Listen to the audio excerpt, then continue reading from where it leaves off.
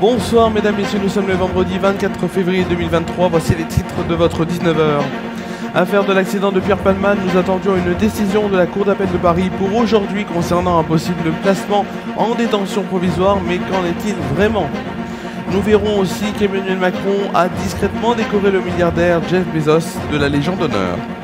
Ce soir, nous allons découvrir dans l'info locale qu'en Ardèche et en Drôme, plusieurs personnes ont gagné l'euro-million, avec un ou une gagnante en Drôme qui ne s'est toujours pas présentée. L'info venue de Martinique avec un homme de 69 ans qui est décédé après un malaise en mer. On verra bien sûr le temps qu'il fera avec la météo et l'éphéméride de demain en fin d'édition.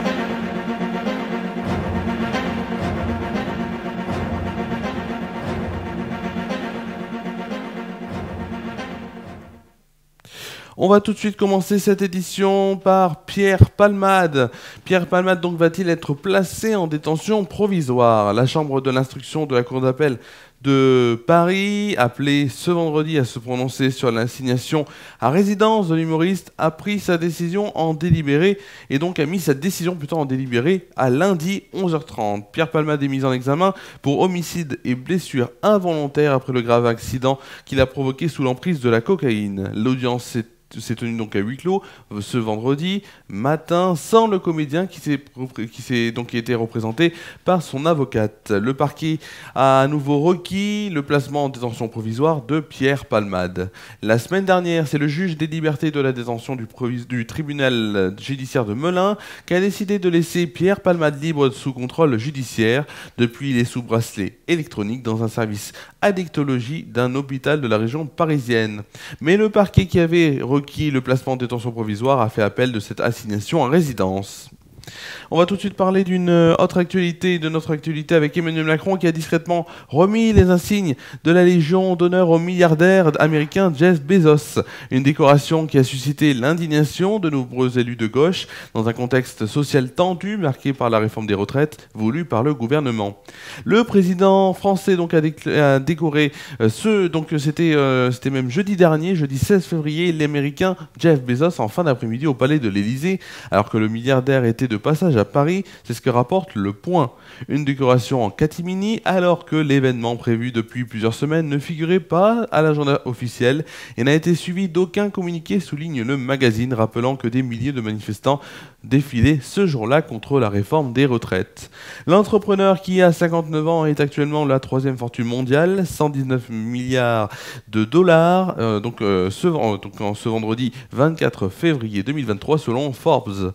En remettant bien sûr aux milliardaires les insignes de la Légion d'honneur, Emmanuel Macron s'est attiré les foudres des critiques à gauche, relève France Info.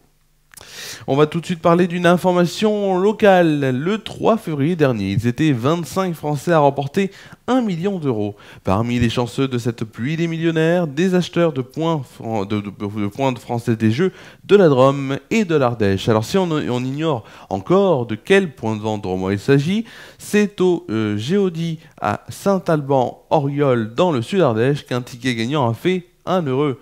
Les 25 nouveaux millionnaires ont tous été reçus dans les locaux de la Française des Jeux à la suite de ce tirage exceptionnel. Parmi les gagnants, 2 retardataires ne se sont encore pas manifestés. Il s'agit des joueurs qui ont validé leur grille dans la Drôme et dans le Nord. Alors les codes gagnants, bien sûr, de ceux qui ne sont pas manifestés pour l'instant. Alors il y a le F, plus loin, donc il y a F, S, G, Q, 5, 7, 2, 8, 1. Et le F, D, D, H, 55, 659.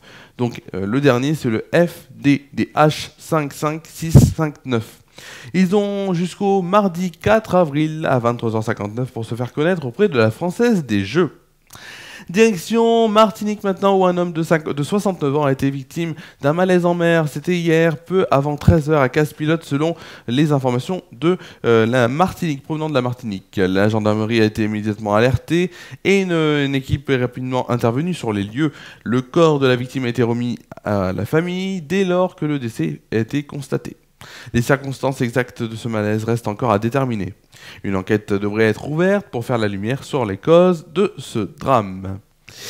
Avant de passer à la météo football, nous avons appris ce matin, en tout cas en début d'après-midi, son retrait de l'équipe de France de Wendy Renard, la défenseuse, donc de 32 ans qui compte 142 sélections, a annoncé donc sur Instagram son retrait de l'équipe de France. Elle déclare donc c'est le cœur lourd que je viens par ce message vous informer de ma décision de prendre du recul avec l'équipe de France.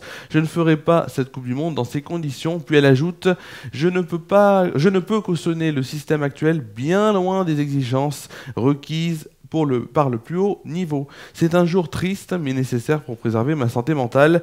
Aussi, donc on a appris avant d'enregistrer, j'ai en tout cas appris avant d'enregistrer cette édition que Marie-Antoinette Katoto et Kadidiatou Diani donc avaient elle aussi avait-elle aussi donc se mettre en retrait. Ça ne veut pas dire que la carrière internationale est finie pour elle, mais elle se met en retrait tant on a bien compris que Corinne Diacre et son staff seront en poste.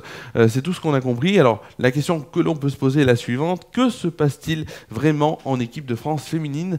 En tout cas, il y a un problème et on le sent. Depuis quelques années, Corinne Diacre et son staff sont décriés par plusieurs joueuses en tout cas, mais j'espère vraiment quand même que l'équipe de France va faire une bonne Coupe du Monde dans quelques mois et on espère aussi qu'il y aura un petit peu de changement, ça fera un peu de bien puisque ça fait quand même beaucoup de joueuses comme qui le disent. Il y avait aussi donc Gaëta Tiné, l'ancienne internationale, l'ancienne jeune joueur international Gaëta Tiné, international au 163 sélection. On a aussi Lindsay Oran qui est internationale américaine et coéquipière de Wendy Renard. On a Eugénie Le Sommer qui a aussi apporté son soutien à Wendy Renard. On a Ada Eggeberg, joueuse de Lyon aussi qui a apporté son soutien.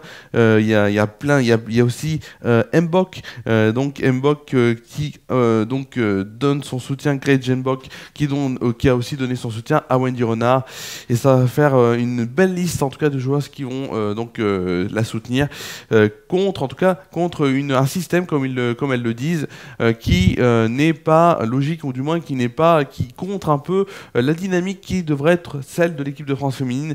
Bien sûr, affaire à suivre. Allez, tout de suite, on va passer. Hop, c'est un peu loin, c'est c'est comme ça. Bon, on est dans les conditions du direct. Donc, je disais, on va passer bien sûr tout de suite à une chronique, à une rubrique que vous adorez. C'est tout de suite la météo. C'est tout de suite sur FR News.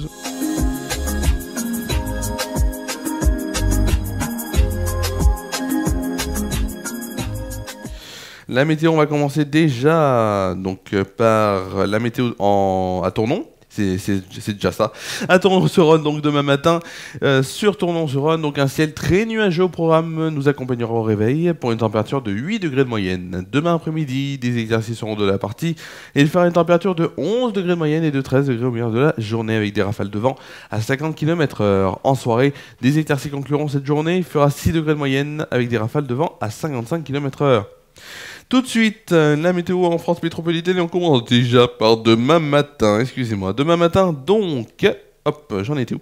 Donc demain matin, retour d'un temps calme et sec sur la majeure partie du pays. Les nuages sont encore nombreux à l'ouest et au sud. Un peu d'instabilité concerne la Corse où des averses se produisent.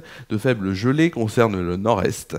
Les températures, il fera 1 degré à Limoges, Bordeaux et Biarritz, 2 degrés pour Lille, Charleville-Mézières, Rouen, Strasbourg et Troyes, 3 degrés pour Paris et Orléans. Il fera 4 degrés à Cherbourg, Rennes, Dijon et Lyon, 5 degrés pour Brest, Nantes et Bourges et La Rochelle et 8 degrés pour Nice. Du côté des températures, donc du côté du moins de la plus basse température sera à Aurillac avec 2 degrés et à l'inverse où il fera le plus chaud ce sera à Marseille où il fera 10 degrés. Demain après-midi sur les régions, c'est mieux avec la carte de l'après-midi. Demain après-midi donc, je le disais, demain après-midi sur les régions du nord et de l'est, les nuages alternent avec des éclaircies plus ou moins larges. Les nuages restent nombreux dans l'ouest et le sud avec quelques averses en Corse encore. Les températures température, il fera 7 degrés à Rouen, 3, Strasbourg, Orléans, Bourges et Dijon, 8 degrés pour Brest, Rennes, Nantes, Paris, Limoges, Aurillac, 9 degrés pour La Rochelle et Lyon, 11 degrés pour Bordeaux et Biarritz, 13 degrés à Perpignan, 15 degrés pour Marseille et Ajaccio. Il fera pour le plus froid à Cherbourg et Charleville-Mézières une température de 6 degrés, et pour le plus chaud, il fera 16 degrés pour Nice. On fêtera bien sûr demain la Saint à tous les Roméos.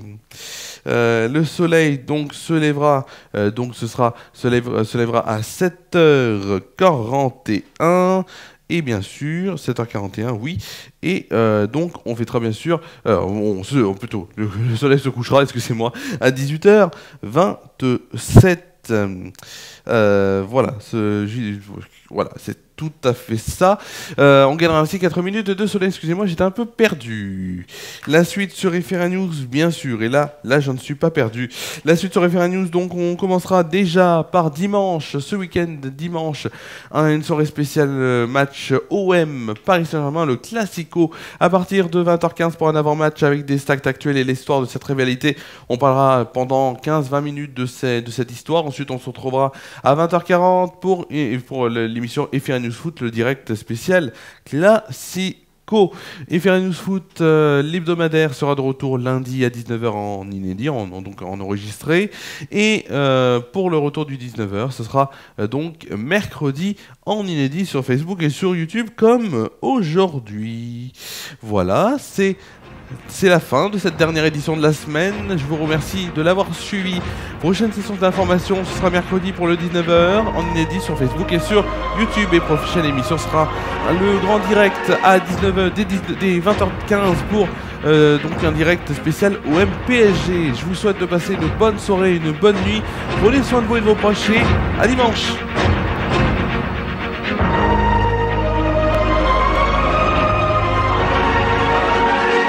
Toute l'information est à suivre lors du prochain JT.